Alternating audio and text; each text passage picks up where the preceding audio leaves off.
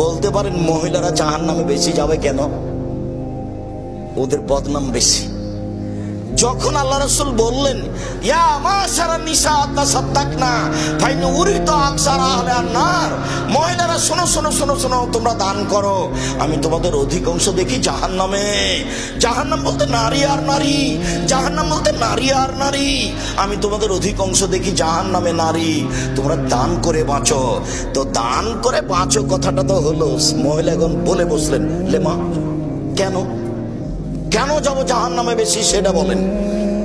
তখন আল্লাহ রাসূল বলছেন তুকসিরুল্লাহ, তোমরা মানুষের বদনাম করো, মানুষকে অভিশাপ করো, এসে কথা বলো, এই কারণে জাহান্নামে যেতে হবে। এক।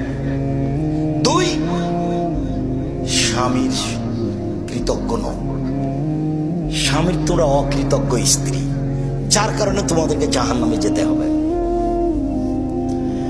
রাসূল সাল্লাল্লাহু আলাইহি ওয়াসাল্লামকে জিজ্ঞাসা করো আল্লাহর নবী মান নাজাত, বাঁচার পথ কি? তখন আল্লাহ রাসূল বললেন শোনো, আলজাম লিসানাক, মুখে বদনাম করিও না, জান্নাত পাবা।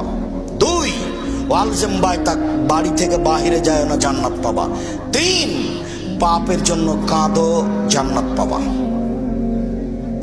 আয়েশা রাদিয়াল্লাহু তাআলা আনহা বলেন আমি বললাম আল্লাহর নবী সাফিয়ার জন্য এটাই যথেষ্ট, আপনি যে সাফিয়ার অত প্রশংসা করছেন, ও তো খাটো মহিলা, এই খাটো কথাটা বদনাম হয়ে গেছে।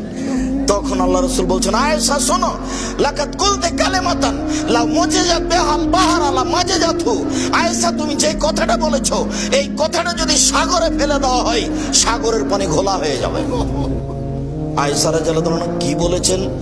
বলেছেন যে সাফিয়া খাটো, খাটো কথাটাই বদনাম।